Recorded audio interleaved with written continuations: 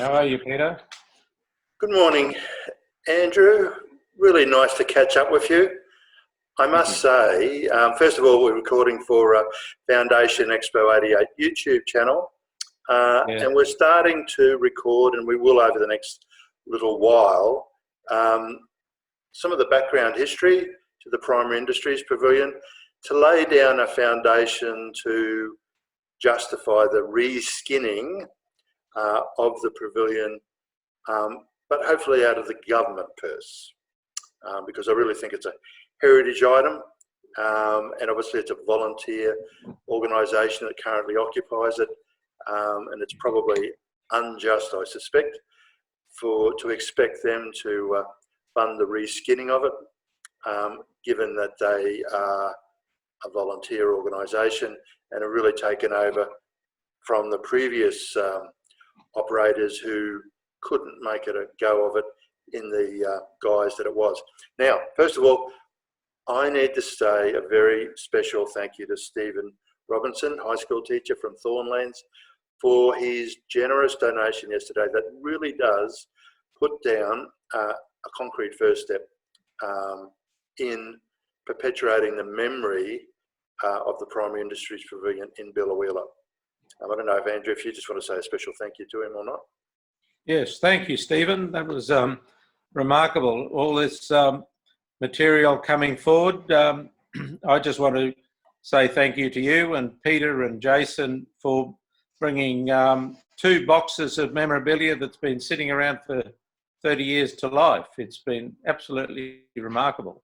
And you could see the magic still lingers long after we had the original concept about 33 years ago. On the book yesterday, I found on page, what was it?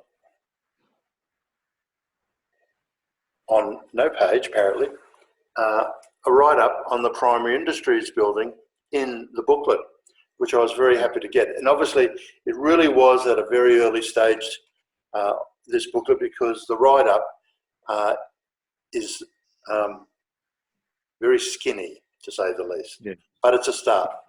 So, this first YouTube, where Andrew and I thought we would start off is actually at the end,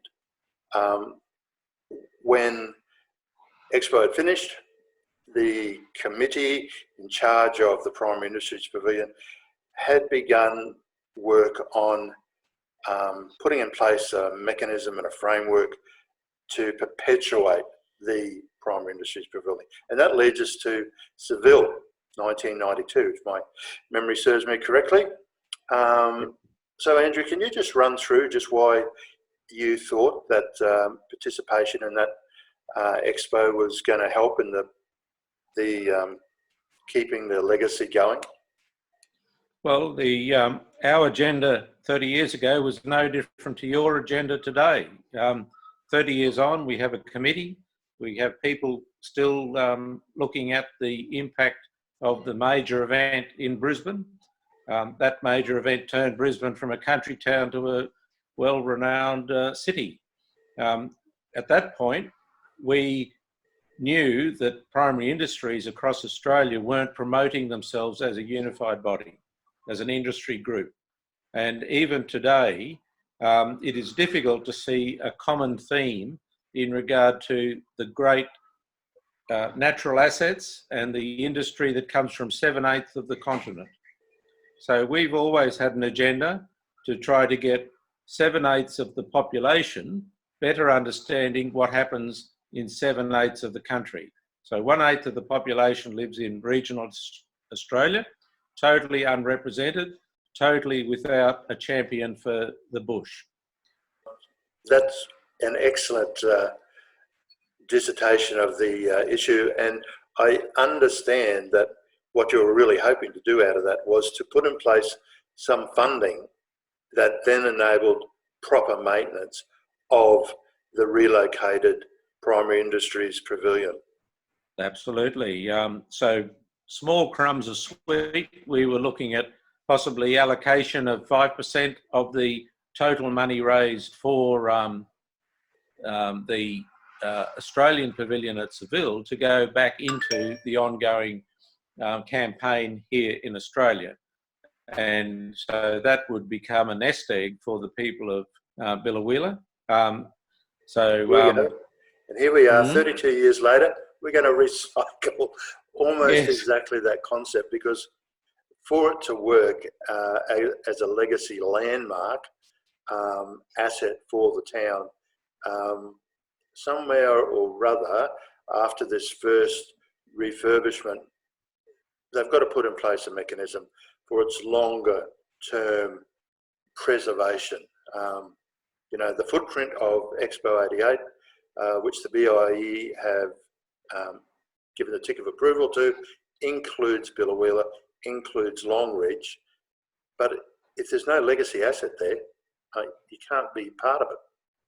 Yes, well, 2002, this whole thing about you must be a local in order to speak for us is a nonsense, and it is the killer of regional Australia.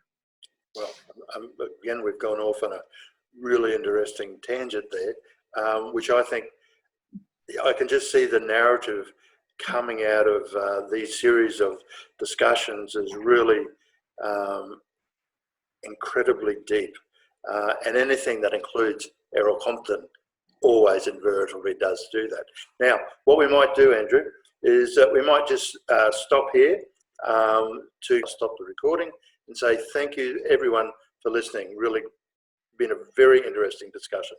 Thank you, Andrew. Thanks, Peter.